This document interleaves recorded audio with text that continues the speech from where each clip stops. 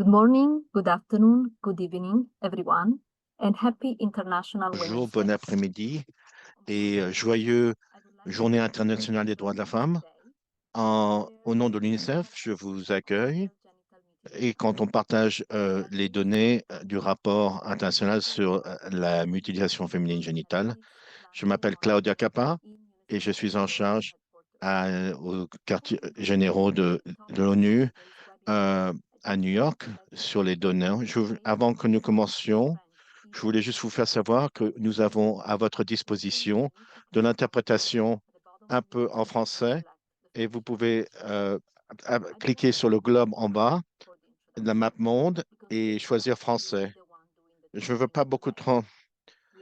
Euh, nous sommes ici après la publication des données depuis 2016 sur la première deux fois sur les mutilations féminines génitales et un résumé sur les pratiques de la mutilation génitale féminine. Alors d'abord, je vais vous présenter en première Vidya Ganesh, qui est la directrice pour les données, pour des remarques d'introduction, euh, et elle va faire des remarques d'introduction. Merci à tous et, et encore une fois, joyeuse journée internationale de la femme. C'est quelque chose à célébrer, mais c'est aussi quelque chose pour nous inspirer pour les femmes et adresser les soucis. Alors, encore une fois, au nom de l'UNICEF, tous et de notre équipe, merci de nous avoir rejoints aujourd'hui. C'est vraiment spécial et doublement spécial parce que nous parlons d'un problème vraiment important le jour de la Journée internationale de la femme avec des espoirs que nous pouvons faire une différence et que nous partageons les nouvelles conclusions sur les pratiques de la mutilation féminine générale. Alors, ça fait des siècles que cela dure et c'est reconnu de manière internationale comme une violation des droits humains. Nous avons atteint beaucoup de succès à réduire cette pratique euh, dans les décennies passées. Alors, nous savons ce qui marche, mais bien sûr, euh, alors dans ce rapport, que nous avons retrouvé dans le rapport, pourquoi est-ce que c'est un souci? Pourquoi est-ce que ça reste un souci? Et qu'est-ce que nous pouvons faire pour adresser ce problème? Et voilà, les données sont utiles. Ils ont un rôle critique pour ce qui est où est-ce que ça se passe et où est-ce que le souci demeure intractable. Et ça nous aide à comprendre quels pays et où dans le monde sont pour que nous soyons sur le bon chemin pour atteindre les objectifs et quelles sont les opportunités que nous avons. Alors que nous trouvons les nouvelles trouvailles aujourd'hui, nous reflétons ce qui se passe dans les pays qui arrivent à avoir du succès et voir ce qu'on peut apprendre d'eux. C'est donc un apprentissage mutuel, une solidarité pour surpasser ce problème de toute manière que nous puissions le faire. Alors, encore une fois, à cause de l'investissement des données, euh, nous ne sommes pas dans l'obscurité. Si on avait des données robustes, si c'était dans le noir, ce serait difficile. Et j'applaudis vraiment l'équipe et les pays qui ont embrassé les difficultés et la mesure, qui ont introduit des données robustes pour appuyer ce que nous disons. Et ça vient des services au niveau national. Et pour contrôler cette analyse, à cause de l'existence des sondages de ménage et aussi des indicateurs de grappe. Et je ne peux pas vous dire à quel point c'est valable et à quel point c'est utile. Et c'est euh, disponible. Les données ont le pouvoir de mobiliser l'action pour des manières positives et, euh, et ça sert de compas pour nous guider, la documentation et pour faire les bons investissements au bon moment et pour les actions nécessaires. Et je me réjouis de voir quelles sont les questions quelle est la curiosité que vous avez? Quelles sont vos réflexions et, et les indications que c'est donné? Et comment est-ce que vous pouvez rehausser vos expectatives? J'espère vraiment que la discussion d'aujourd'hui sur les données et sur les évidences auxquelles elles pointent pourront nous, encore une fois, qu'on puisse se redédier pour l'action parce qu'on a vraiment, vraiment besoin de progrès sur le souci de la mutilation génitale féminine. Je sais qu'ensemble, nous pouvons le faire. Alors, bonne chance à nous Thank you tous. so much, Claudia, for Merci your bien opening remarks. pour Now, vos let's remarques get started. d'ouverture. I'm very pleased to Maintenant, give the je floor to vais Claudia laisser les Morelli to lead données the preparation of euh, this report. We've been parler. working Je vais vous to montrer provide the world with stories, euh, true sur ce measures rapport connected to female sur lequel nous avons genital tous dysfunction travaillé, and sur les reproductive health. chiffres With sur deep la cultural mutilation context, génitale féminine. the floor is yours. Et maintenant, je vous cède la parole. Thank you, Claudia.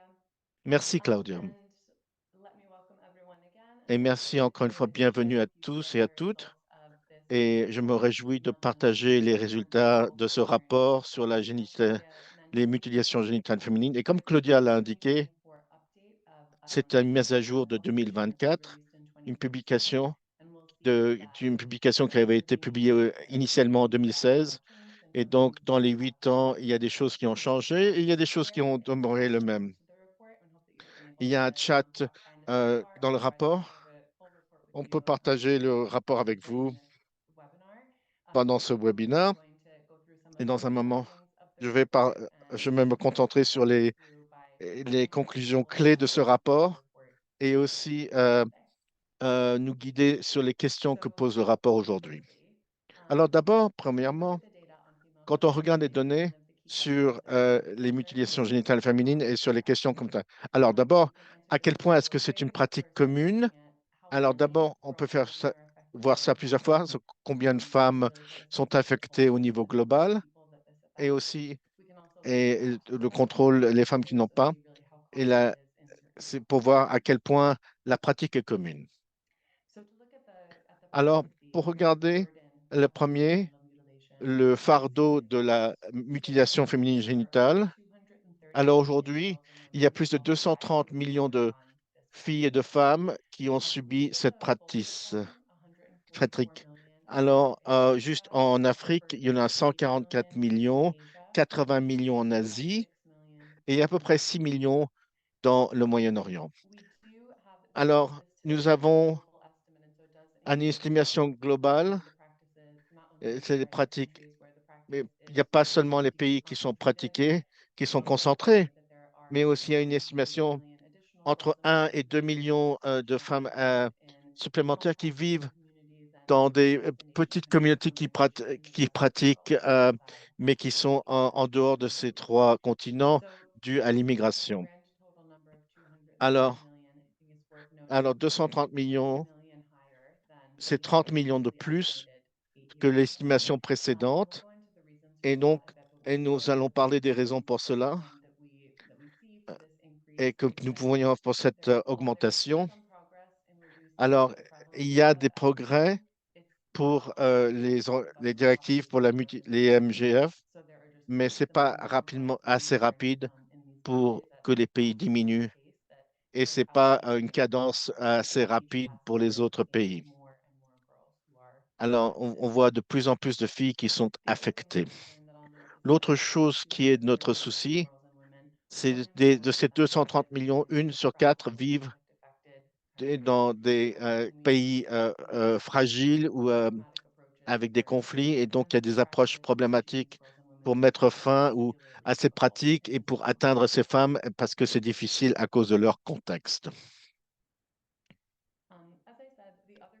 Alors, comme je vous l'ai dit, l'autre chose que nous pouvons voir pour voir à quel point c'est affecté, c'est la prévalence de cette pratique.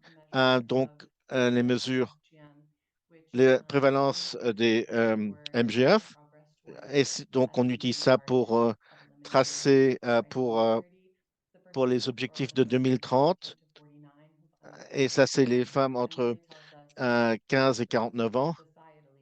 Et ça nous montre à quel niveau de société, combien de femmes, quelle est la partie de chaque population féminine qui est affectée.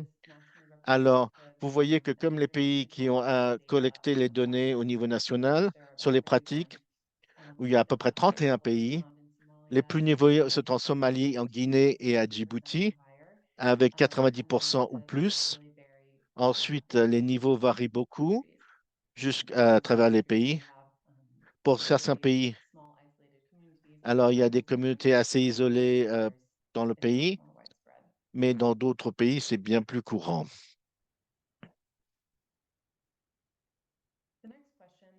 Alors, la prochaine question qu'on essaye de répondre avec les données, c'est de voir sous quelles circonstances est-ce que les MGF sont effectués. Alors, il y a plusieurs angles que nous voulons regarder pour comprendre qu'est-ce qu'est-ce que sont les expériences de ces filles de la MGF. La première chose, c'est quel âge ont-elles avec ces pratiques? Est-ce que c'est quand elles sont bébés ou à l'adolescence? Et quel type de MGF? Alors, nous avons donc des chiffres pour un grand tableau pour nous indiquer ce qui se passe, mais les expériences ne sont pas les mêmes et ce n'est pas universel. Les 230 millions ne sont pas pareillement affectés. Et qui fait la procédure? Et, et, on veut penser particulièrement et à qui nous nous adressons, qui est-ce qu'on essaie d'atteindre pour essayer d'empêcher cette pratique? Est-ce que c'est fait par du personnel médical ou des praticiens traditionnels? Pour répondre à ces questions, à quel âge est-ce que les filles ont? Alors, ça varie. On voit, dans certains cas, les filles sont très jeunes ou et dans d'autres endroits, c'est plutôt vers l'adolescence et dans le passage dans la femme. Nous voyons une grande masse qui se passe sous l'âge de 5 ans et donc des millions, 2 millions sont coupés avant l'âge de femme. In terms of the type of FGM that is experienced, we see there is a lot of variety across countries. The most common type is cutting with the removal of flesh. But we do see, again, each year, over 500,000 girls experience the most severe form of FGM in which the genital area is sewn closed. And lastly, who performs the procedure? So in most countries, we see that traditional practitioners are responsible for the majority of FGM.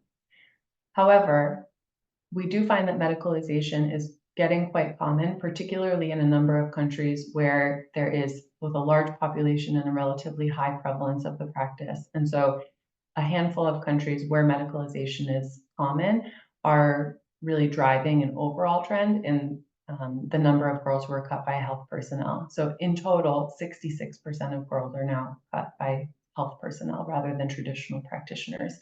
This is a real shift here from the past where health personnel had contributed a much smaller portion to the overall practice. Alors, c'est un grand changement vis-à-vis.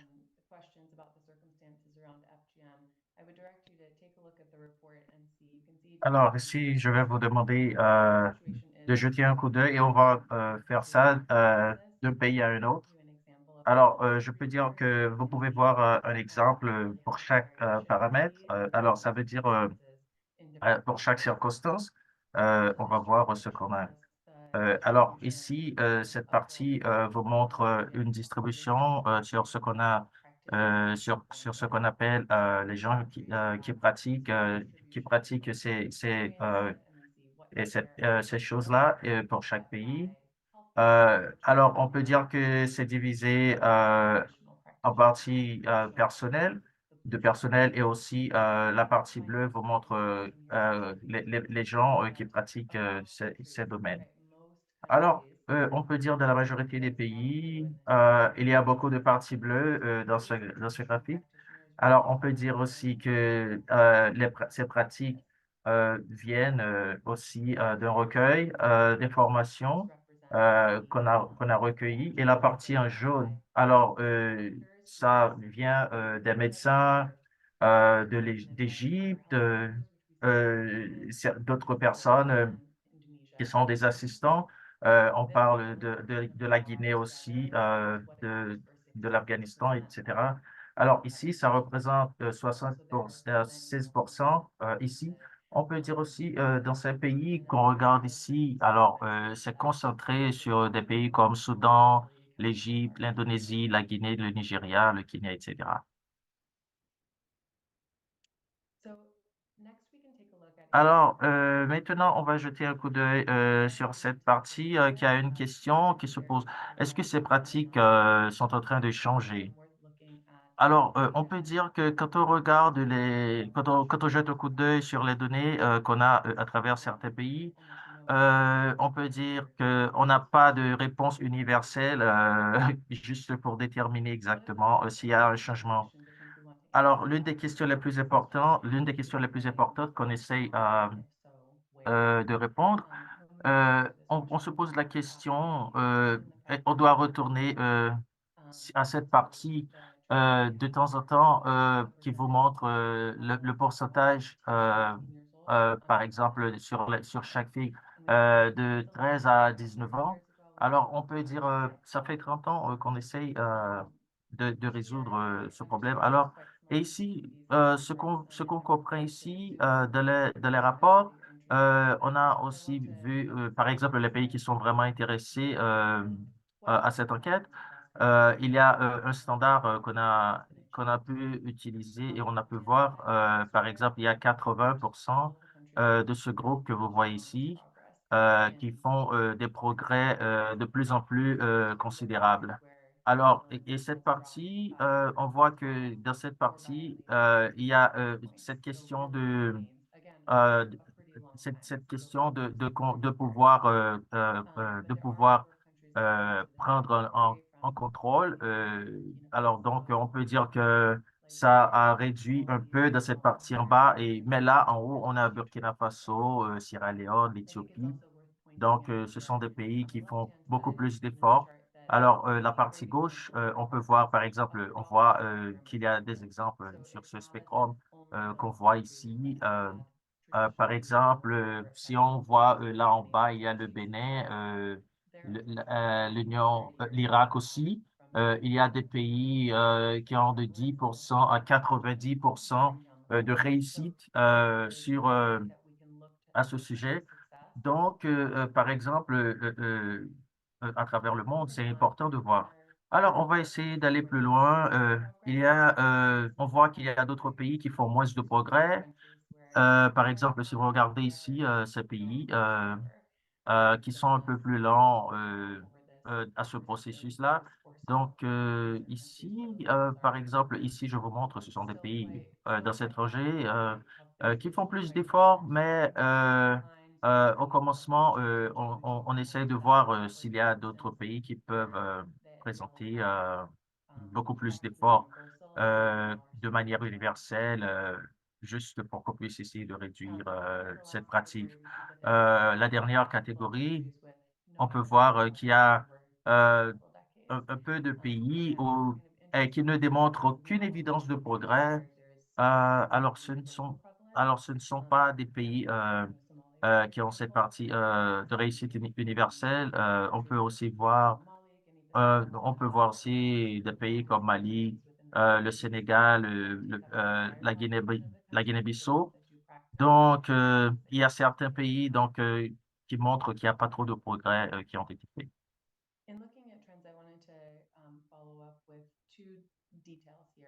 OK. Alors, si on voit ici, pour vous montrer ce qui se passe maintenant, alors je vais vous montrer ici quelques régions.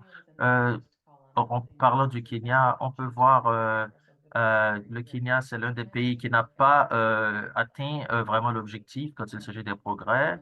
Alors ici, juste pour vous montrer où on a réussi à faire des progrès. Donc, près de 30 ans, on a essayé, par exemple, si vous regardez de 1977 à 2022, on peut voir ici qu'il y a beaucoup plus de progrès dans cette région. Par exemple, par exemple, quand on va à la deuxième partie, on peut dire les pratiques sont plus lentes ici. Et géographiquement, de région à région, on peut voir la partie du nord-est. Il y a une forte concentration dans le pays. Alors ici, dans le même type, on peut aussi voir que les groupes ethniques au Kenya sont abandonnés. Certains groupes ethniques sont abandonnés au Kenya. Alors, ce que vous voyez ici, c'est la partie en Somalie qui fait plus d'efforts. Par exemple, c'est là que vous regardez qu'il y a cette concentration. Donc, c'est la partie de la Somalie. Alors, c'est le groupe ethnique de certains pays qui sont encore plus résistants au changement contre les pratiques, contre ces pratiques de mutilation génitale féminine.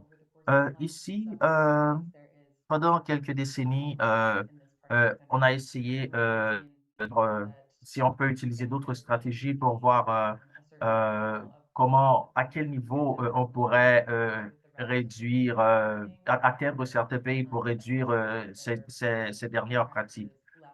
Donc, donc, euh, euh, ici, on peut dire à cette région que d'autres choses qu'on a essayé de faire, donc on n'a pas eu la chance. L'autre chose dont j'aimerais parler aujourd'hui pour illustrer un petit peu les pratiques néfastes. Donc, ici, on peut voir qu'il y a des parties qui sont plus communes que l'autre. Qu'est-ce qu'on peut dire? Par exemple, il y a une partie qui a de 200 millions de femmes et d'autres 230 millions. J'ai mentionné auparavant qu'il y a aussi cette population. Ici, je vais essayer d'illustrer un peu plus clairement. Euh, alors, dans certains pays qu'on a cette concentration, ou certains pays, on a vu aussi euh, que des populations ont vraiment grandi. Par exemple, de 2000 de 200 à 200 000 à 215 millions. Alors, on peut dire qu'il y a 62% des filles qui ont grandi chaque année. Par exemple, on peut voir que ce reste qu'on voit ici, qui a commis qui a subi un déclin. Alors, je peux dire que ici, quand on a cette augmentation de 62%, on peut dire que la plus grande augmentation qu'on a vue, c'est à cette partie qui est de 125% ici et qui montre une fragilité. Euh, Pourquoi? Parce que c'est difficile d'aborder cette région. Donc, c'est la raison pour laquelle ça grandit d'une telle façon. Ici, pour conclure, la dernière action dont j'aimerais vous parler se base sur une question. Est-ce que l'élimination de la mutilation génitale féminine euh, est vraiment atteinte? Donc, laissez-moi vous expliquer quelque chose. Euh, alors, notre objectif pour 2030, c'est ici à cette partie. Donc, on essaye de voir à certains principes. Ici, on peut dire qu'on n'avait pas de cible. Bon, ça représente un pourcentage de zéro. Euh, Ce qu'on voit de temps en temps ici, à travers le temps, alors on peut dire ici, on essaye quand même de voir comment on peut faire pour réussir. Euh, Surtout dans certains pays qui ont fait des progrès. Par exemple, dans les 30 dernières années, c'est un peu modéré quand on compare avec, quand on compare à notre objectif actuel. Donc, on peut dire que ça continue à subir un déclin de temps en temps. Il y a une réduction. Je peux dire que ça, c'est un peu 27 fois, c'est 27 fois plus rapide que la façon dont on le faisait avant. Alors, mais jusqu'à présent, on peut dire qu'il n'y a pas, ce n'est pas suffisant pour atteindre notre objectif. Encore, on peut dire que ces messages à à un certain niveau d'agrégation. Donc, on peut dire que au niveau des pays, on peut dire que la vitesse, l'approche est un peu différente. Je vais vous demander de jeter un coup d'œil à cette partie. Si c'est un peu trop petit, par exemple, pour voir un exemple sur chacun de ces pays qu'on a ici. Alors, quand on parle des progrès de certains pays, ici, on peut voir qu'il y a des performances qui ont été faites, surtout au Cameroun, le Ghana, à Ouganda. Je peux vous dire que et de manière effective, nous avons atteint notre objectif dans ces pays-là. Ici, on a aussi d'autres en vue pour 2030. C'est le Bénin, le Togo, le Niger et les îles Maldives, qu'on peut dire ici. Le reste du pays, donc on peut dire dans certains cas, il y a un petit peu d'accélération et aussi c'est un peu, on essaye quand même, mais c'est un peu lent l'approche. Donc on peut parler de l'Irak, du Nigeria, la République, l'Union de la République de Tanzanie. Aussi, on a aussi certains pays que vous regardez là en bas. Par exemple, si vous montre l'illustration à travers la ligne bleue, donc il vous montre comment on peut atteindre notre objectif à partir de 2030. Donc, juste pour voir comment ça peut être 10 fois plus rapide, 20 fois plus rapide quand il s'agit de certains pays comme Soudan, la Guinée, la Somalie, etc. Donc, et on peut dire qu'il y a dans certains pays qu'on ne voit aucun progrès du tout, qui est, par exemple, dans, euh, dans ces 5 pays ici. Euh, c'est juste là qu'on essaye. Bon, on peut dire, quand on regarde les progrès ici, je peux dire que pour le projet qu'on a pour 2030, euh, pour certains pays, on fait des progrès et pour d'autres, pas encore.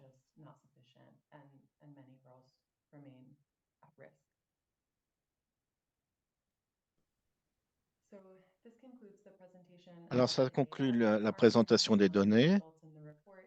Il y a d'autres résultats dans le rapport et nous pouvons dans le chat, on va mettre les liens. Comme ça, vous pouvez les passer en revue avec plus de détails si vous voulez accéder au rapport. Et on a mis les données pour les FGM, les MGF. Merci et aussi le site Internet. Merci et je repasse le bâton à Claudia. C'est- Et il y a eu beaucoup un chat de questions et de réponses très actif et donc je vais pas les passer en revue. D'abord, je vais commencer avec Zineb.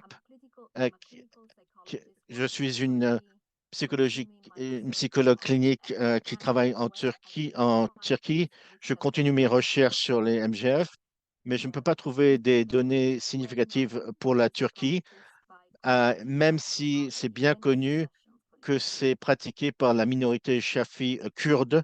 Avez-vous des suggestions? Merci, Claudia. Alors, il y a, je comprends qu'il y a des situations en Turquie. Il y a d'autres pays, beaucoup d'autres pays à part la Turquie où il y a des pratiques dans des petites populations minorités à travers le pays. Et il y a un moment juste de recherche qui identifie les, les communautés où c'est le cas, euh, où c'est l'article que Claudia avait écrit qui résume l'état des données dans les pays en dehors des pays qui collectent des données représentatives de pays. Dans certains cas, ce sont des petites communautés et s'ils sont pratiques dans des très petites communautés, on ne va pas s'attendre qu'ils ne seront pas collectés au niveau national parce que ce ne sera pas la meilleure utilisation des ressources naturelles pour le pays national, juste pour cibler une petite communauté. Alors, dans certains cas, c'est très difficile et ce n'est pas la manière appropriée pour collecter les données. Mais je peux vous faire un suivi en vous donnant le lien avec Asla, mais je pense que c'est là. Voilà. Thank you, Colleen. And along the Merci, same Colline. lines, Et à ce sujet, et pourquoi est-ce que l'Inde n'existe pas dans le tableau? Pour les mêmes raisons.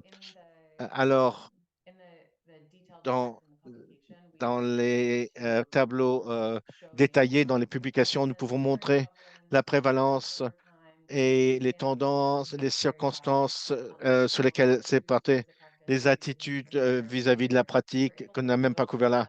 Nous pouvons faire cela parce que les autorités nationales ont décidé de collecter des données représentatives au niveau national. Et ça, c'est le cas pour 31 pays. Mais, mais les pratiques, c'est pas mis à jour pour les données. Pour la recherche, nous ne pouvons pas formuler cette donnée d'une manière comparable à d'autres pays qui montrent euh, une vue générale. Merci beaucoup, Colline. Et voici une question pour Joaquin, qui est du service statistique d'Éthiopie. Et je, et je veux ajouter mes remerciements à lui parce que c'est grâce aux des personnes comme vous qui font, qui ajustent les données et qui donnent les données, ce qui nous donne à nous la capacité de voir à quel point la pratique est courante. Alors, Joaquin a dit, je peux voir que de votre présentation, l'Éthiopie montre beaucoup de progrès pour la réduction des FGM. Et ça, mais ma question est, comment est-ce que vous avez collecté les données? Quelles sont les sources? Parce que nous allons, commencer un sondage qui va collecter des données sur MGF. Alors, encore une fois, merci à vous pour collecter les données. C'est comme ça que les tendances sont évaluées. Et, et alors, quand je remarque des tendances sur au moins 30 ans, Kenya, et pour le Kenya, c'était même plus que 30 ans. Et nous sommes disponibles et c'est plus souvent, plus longtemps que les sondages ont été effectués par DHS dans les pays, parce que nous sommes en mesure de faire cela. Quand nous pouvons ça, quand vous collectez les données, les FGM, et dans les sondages, l'information est collectée des filles d'âge différents et, et pour les trouvailles, pour les MGF, euh, pour les filles qui sont assez jeunes, qui ont 5 ans ou plus. Et ensuite, on continue. Les filles et les femmes, comment est-ce que les MGF, quand elles ont 15 ans, 20 ans, 30 ans, 40 ans, et le statut de l'MGF ne change pas une fois que c'est déterminé que ça a été effectué pendant leur enfance. Alors, quand on regarde la prévalence des MGF pour les filles qui sont adolescentes, c'est souvent, ça représente, ça s'était passé il y a quelques années, il y a beaucoup d'années, et en particulier, la prévalence des femmes dans leur trentaine et la quarantaine, ce sont des niveaux de MGF qui sont passés des décennies plus tôt.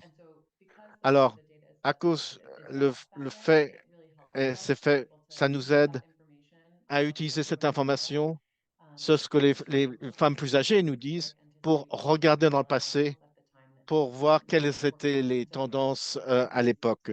Et c'est ce que nous pouvons utiliser comme ça avec les sondages de ménage pour examiner d'autres pour les tendances. J'espère que c'est utile. Merci, Colline.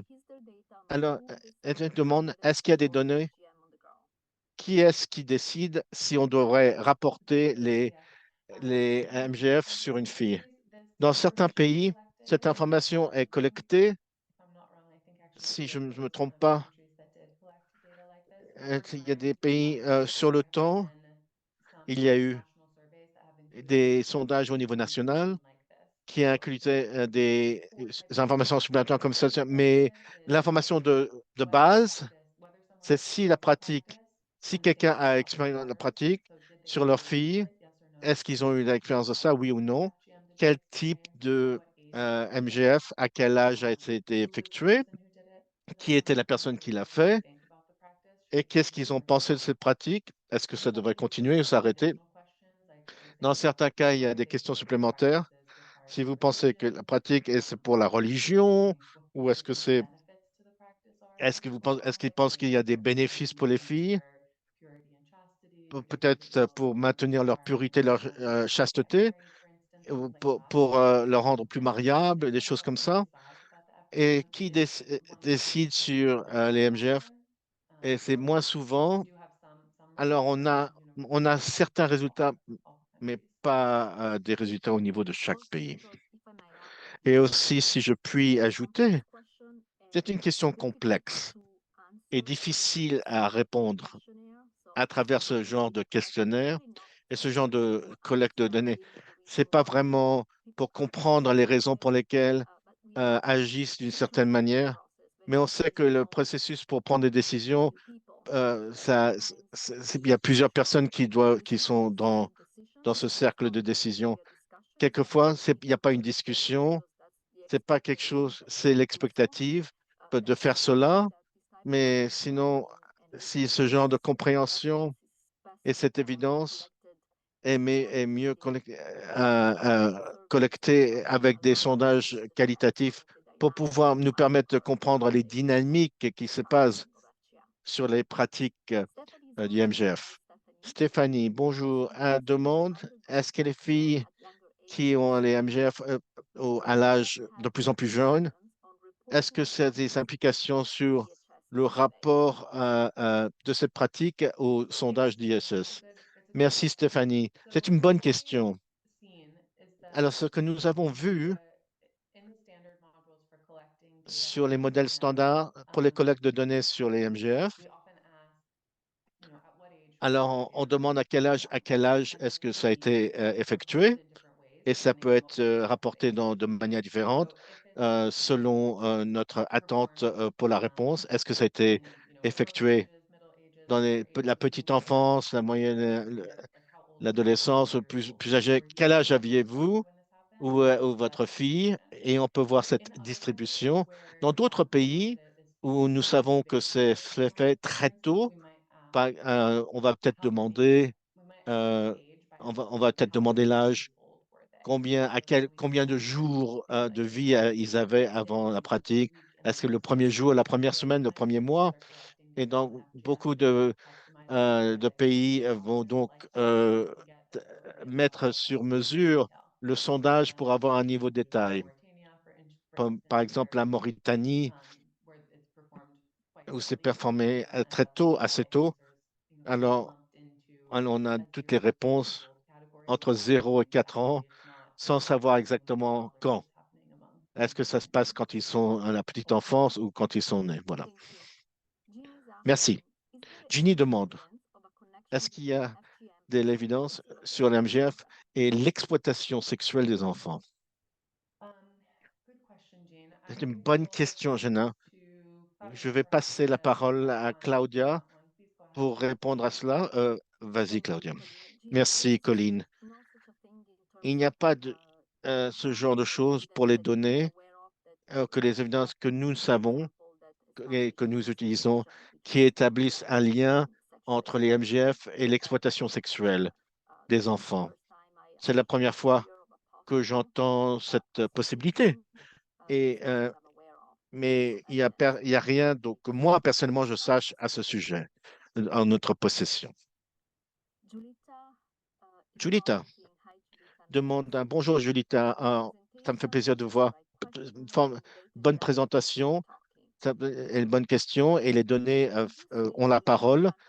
Est-ce que vous dites qu'il n'y a pas de pays où il y a la prévalence a augmenté? Aussi, avez-vous des données sur la Malaisie? Merci, Julita. C'est exact. C'est vrai qu'il n'y a pas de pays où la prévalence a augmenté. Il y a des pays où le nombre de filles a augmenté. Et ça, c'est une considération très importante. Mais si le pourcentage de MGF, on ne voit pas d'endroit où il y a une augmentation. Il n'y a pas de preuve des communautés qui n'ont pas traditionnellement pratiqué le MGF, soudain commencent à le faire.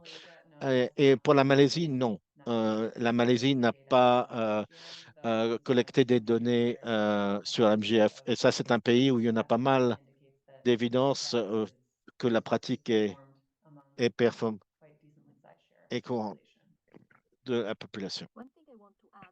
Une chose que je veux rajouter, ce genre de données, dont nous parlons et que nous utilisons ici sur la population, c'est censé vous donner une impression de à quelle étendue la pratique a dans un pays. Quand on n'a pas d'évidence des données de la prévalence de la pratique, si ça a augmenté ou non, ça ne veut pas dire peut-être qu'il y a des cas, ça ne veut pas dire qu'il y a peut-être des cas où il y a peut-être des chiffres ici et là qui ont augmenté. Mais si ça a augmenté, mais ça n'a pas vraiment marqué le niveau de la population en général, ce qui est vraiment basé sur des échantillons. Et ça, c'est nécessaire pour des raisons nombreuses techniques. Nous n'avons pas, on n'a pas de précision extrême. C'est une population, un niveau de population qui doit être correct, mais qui ne peut pas être précis au niveau de de ces petits objectifs idéaux. Alors, nous avons Marianne, je suis une médecin de la Somalie. Ça me fait plaisir. Enchanté, Mariam. Je vois qu'il n'y a pas de données de qui performe les MGF en Somalie. Pas de données, mais on remarque une augmentation de la médicalisation. Merci pour partager cela.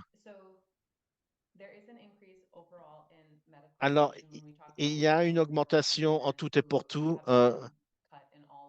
qui ont été coupées dans tous les pays où c'est pratiqué par les autorités médicales.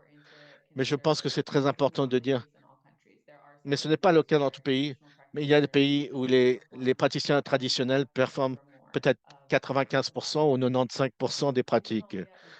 En Somalie en particulier, nous n'avons pas de données incluses et honnêtement, c'est parce qu'il y a des soucis au niveau de la qualité des données et la collecte des données au niveau des MGF. Alors, on n'a pas eu une estimation pour la qualité pour ce tableau, mais on peut peut-être en revenir à vous plus tard pour plus de détails sur ce que nous avons vu en général et les preuves et plus de détails à ce sujet. Mais ce n'était pas pu être dans le rapport, malheureusement. Et ça me donne une chance de partager un élément important qui a été pris sur les données qui n'ont pas été collectées par UNICEF. C'est créé par des bureaux nationaux de statistiques des autorités dans chaque pays où il y a une concentration de MGF pour les autorités et les gouvernements autour de ces données pour être partie au niveau de chaque pays. Alors, comme l'UNICEF est responsable pour Alors, lié à ils la sont vraiment reliés mutilation génétique féminine. à la mutilation génitale féminine. C'est une grande responsabilité, on peut dire, qui se trouve dans le pays. Alors, quand il s'agit de faire la compilation de ces données, on reçoit beaucoup de données de plusieurs entités. Aussi, on fait aussi une révision de certaines entités pour essayer de vérifier si les données sont correctes. Aussi, on doit obéir à certaines lois. Ça dépend des pays. Ça dépend du pays. Et aussi, il faut faire aussi une comparaison des données juste pour vous dire que il est toujours très important qu'on fasse cette distinction, les divers rôles qu'on a dans les pays. Dans les pays surtout où on mène ces enquêtes. Alors, on peut dire que ces enquêtes sont liées à des protocoles et des procédures très strictes. Des femmes sont interviewées dans certaines régions. Toujours, il y a des possibilités où certaines femmes sont exposées à certaines choses, peuvent être un peu résistantes à passer ces interviews. Alors, on peut dire que ces entrevues pourraient aussi nous faciliter à actualiser nos informations. Aussi, il y a quelqu'un qui a aussi demandé est-ce qu'il y a une manière standard d'utiliser ce questionnaire pour qu'on puisse procéder à la façon dont on essaie de chercher certaines données. Donc, il y a certains questionnaires qui ont 8 parties. Par exemple, donc, on l'utilise de manière plus claire, juste pour qu'on puisse répondre de manière plus correcte à vos questions. Quelque chose qui est validé, qui est utilisé. Donc, de cette façon, c'est un peu critique parce qu'il y a des petits changements qui sont faits, par exemple, de petits changements sur la qualité des données. Donc, certaines fois, on passe plusieurs années et pour essayer de tester certaines questions, juste pour essayer de minimiser ou réduire certains compromis quand il s'agit des données à travers certains pays. Il y a encore quelques petites questions. Et après, on doit continuer pour céder la parole à notre dernier représentant. Par exemple, quand vous avez montré 66% des filles qui sont des victimes, alors ça veut dire que dans votre estimation, ça veut dire 66% de ces filles? Non. On peut dire que c'est pas exactement le cas. On peut dire 30 millions de ces filles qui sont exposées à la FGM. On peut dire ça peut être causé par la croissance des populations. Alors, ça ne veut pas dire que c'est exactement 30 millions de cas de plus. Donc, on peut dire ça peut augmenter à une question de 4 millions de filles qui sont victimes chaque année. Ou d'autres 4 millions de filles pendant leurs 5 dernières années ont été des victimes ou des personnes, des filles à qui on pose des questions. Donc, alors, c'est juste ce qu'on veut dire. C'est la raison pour laquelle on vous parle de 30 millions qui est ajouté. Est-ce qu'il y a une corrélation entre la mutilation génitale féminine et leur conflit? Donc, ce qu'on a partagé aujourd'hui, c'est il y a beaucoup de filles et femmes qui ont l'intention, qui sont passées par cette question de la mutilation génitale féminine. Alors, ça veut dire qu'il y a beaucoup de gaps entre certains pays où il y a des conflits. Alors, ça ne veut pas dire exactement qu'on montre, on ne montre pas exactement que c'est le conflit qui cause la mutilation génitale féminine. Certaines fois, dans les lieux où il y a des conflits, on peut dire que cette pratique se montre de plus en plus agressive. Alors, ça augmente de temps en temps. Alors, ça veut dire qu'on essaie de faire une distinction. Donc, on ne veut pas dire que ces deux choses sont reliées l'une à l'autre. Donc, on peut dire que ce sont des choses qui coexistent. Par exemple, certaines fois, on peut dire que c'est difficile à cause des conditions qui existent dans certains pays. La dernière question, euh, j'espère j'espère que vous allez pouvoir répondre à cette question.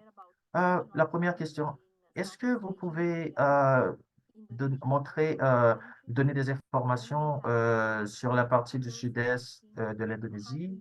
Et l'autre question, comment est-ce que vous pouvez confirmer que la religion n'en fait pas partie?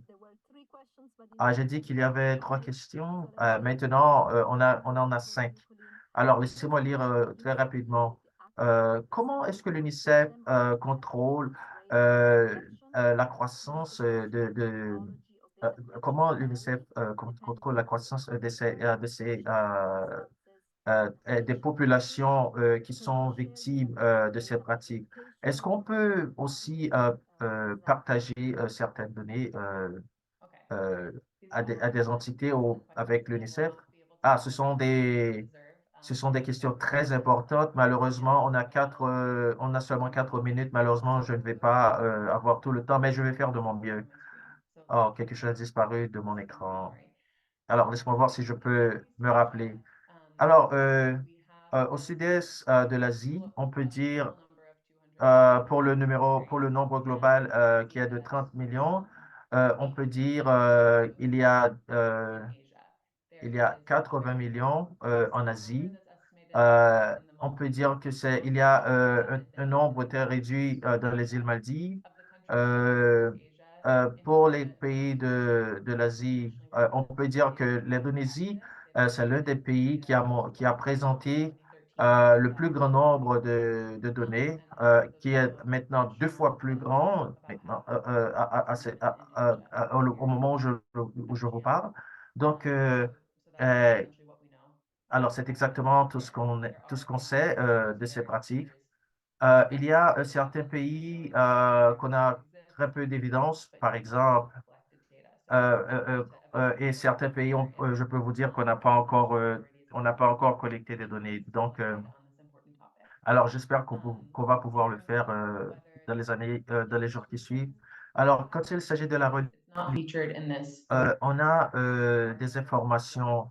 Donc, il y a certains pays où on a pu collecter certaines données et il y a d'autres qui n'est pas possible à cause de leur religion, que les pratiques il n'y a aucun problème avec ça. Ça dépend de la religion. Euh, alors, on peut dire que certaines religions aussi essayent de protéger, de protéger certaines citoyennes quand il s'agit de la mutilation génitale féminine. There was a question, Colleen, about Oh, il y a une whether question, Colline. methodology Est-ce que la méthodologie change, la méthode change? Est-ce que ça dépend du pays? Bon, on peut dire ce qu'on a trouvé au long des jours. On peut dire que les femmes alors volontairement, elles veulent parler de leur mutilation génitale féminine. Par exemple, certains lieux où les pratiques sont vraiment répandues à travers leur pays. Donc, c'est une partie très importante ça fait partie de leur héritage, on peut dire. Donc, il y a d'autres parties que les femmes ne veulent pas partager ces informations parce que ça fait partie de leur culture. Donc, on peut dire aussi d'autres femmes qui sont exposées à des campagnes de connaissance de la mutilation génitale féminine. Donc, on peut dire, oui, ça s'est passé dans le passé. Donc, elles peuvent avoir un plan pour leur fille pour que ça n'arrive pas à leur fille. Donc, certaines fois, elles partagent les informations, certaines fois, elles ne le font pas.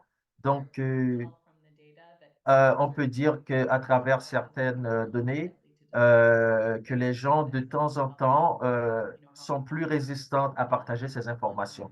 Alors, on peut dire ça dépend de la région, ça dépend du pays, etc.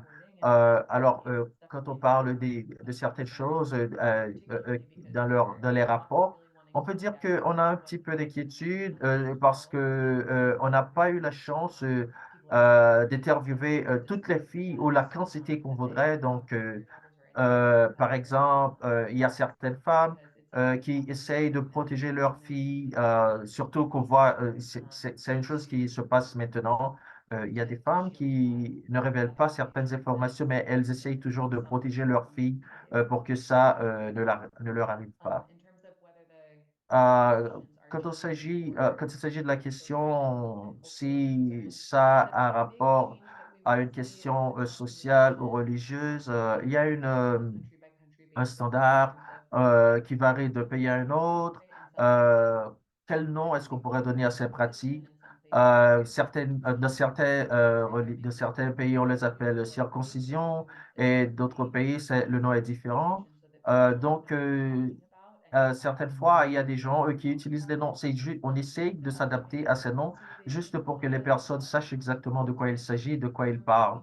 Euh, à- Par exemple, si on a d'autres évidences qu'il y en a d'autres questionnaires qu'on utilise pour essayer de collecter des données. Donc, on peut aussi dire qu'il y a un questionnaire standard qui couvre toutes les questions nécessaires de manière plus élargie qu'on peut utiliser, par exemple, Thank you, Colleen. à cette And I pratique. think Merci beaucoup, just Colleen. a quick answer I want to provide Il y a une réponse très rapide que je voudrais partager avec vous.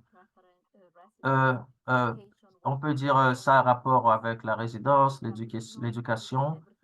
On n'a pas vraiment tout ce dont on a besoin quand il s'agit de la publication des expériences. Mais alors, ce qui est important pour nous, c'est d'avoir des exemples, des exemples de cas, juste pour qu'on puisse partager avec la population. Donc, le rôle qu'on joue est très important. Alors, certaines fois, on choisit un sujet chaque année pour essayer de voir combien d'informations, quelle quantité d'informations on peut recueillir. Par exemple, en 2020, on n'a pas pu faire ça à cause du COVID, donc tout a été en pause. Donc, on peut dire que chaque 4 années, on essaye d'actualiser les informations. Alors, je vous prie d'aller sur le site de l'UNICEF pour avoir le plus d'informations possible. Alors, je veux remercier Colline. Maintenant, c'est le temps de donner, de céder la parole à notre dernier intervenant. Alors, ici, bonne journée internationale des droits de la femme. Alors, vous avez la parole, Shima. Merci beaucoup, Claudia. J'aimerais m'arrêter juste pour souhaiter une bonne journée internationale des droits de la femme. Euh, ce que je peux vous dire, et Le courage avec lequel tout le monde continue de travailler dans ce domaine qui est tellement sensible, tellement difficile, mais vraiment, vraiment essentiel pour nous, pour qu'on s'assure que nous continuons et que nous continuons. C'est très important. Alors, j'ai écouté toutes les questions aussi et j'ai regardé les données. Des questions très intéressantes. Encore une fois, euh, ça m'a donné vraiment de l'espoir sur où nous pouvons continuer et là où nous pouvons intervenir. Alors, mesdames et messieurs, merci beaucoup pour nous avoir rejoints aujourd'hui sur cette lancée qui est critique pour les mutilations génitales féminines. Et alors que nous sommes une intersection sur le défi et bien sûr le cours de l'agenda 2030. Et ça, c'est vraiment une discussion très temporelle avec l'avenir sur l'horizon. Amis et collègues, dans ce domaine, comme vous avez entendu ce matin, les données a parlé, les données ont parlé. Et il est temps pour nous de confronter la réalité dure devant nous avec le sens d'urgence et de détermination. Et ça, c'est pour tout. Et je remercie tout le monde. Je sais que dans ce groupe virtuel, dans cette salle virtuelle, il y a ce sens d'urgence et de détermination pour voir cela jusqu'à la fin. Les FGM continuent c'est une violation des droits humains avec une grande ombre pour l'inégalité des genres et aussi de mettre en danger la vie des femmes. Et enfin, la résistance de plus en plus des objectifs et de la santé des femmes, ce sont vraiment des objectifs impératifs et c'est vraiment un combat pour la justice et l'égalité. Et les derniers 12 mois, nous avons vu dans beaucoup des pays dans lesquels nous travaillons et on voit les MGF, la prévalence des MGF, les choses ont l'air d'être dépressantes. Je ne dis pas les données, mais les architectures normatives, etc. Je suis très concerné et mais en même temps, plein d'espoir que nous allons confronter ce défi et nous allons continuer parce que, mais, parce que malgré tout, voyons des progrès pour mettre fin, et MGF n'a pas gardé face pour le nombre de gens de filles dans le monde vulnérable, mais parmi ces défis, les données parlent en volume. Certains pays avec des pratiques vraiment enracinées, bien, ont fait des progrès remarquables pour mettre fin à cette pratique. Il y a, il y a même, il y a même ceux qui vont atteindre les objectifs de l'ASDH. Alors, mesdames et messieurs, le temps pour l'action est maintenant. Nous devons nous redoubler nos efforts et mettre ensemble les ressources et donner le pouvoir aux filles pour réclamer leurs droits et, et aussi donner forme à leur destinée et demander à ce que tout le monde continue leurs droits et pour fournir une protection robuste contre les MGF et d'autres formes de violence contre les femmes. Et n'oublions pas le pouvoir des données correctes. Ça nous sert comme un compas fiable pour l'égalité de la justice. Alors, en conclusion, que les MGF c'est pas un souci isolé, mais c'est un symptôme des inégalités parmi les sexes mais la discussion aujourd'hui pour mettre la fondation pour qu'il y ait pour un monde plus juste, plus sûr et plus égal. Et allons de l'avant avec de la résolution, sachant que nos résolutions aujourd'hui vont vraiment avoir un effet sur l'avenir des filles et des femmes euh, partout dans le monde. Merci à tous et à toutes. Merci, merci, au revoir. Merci.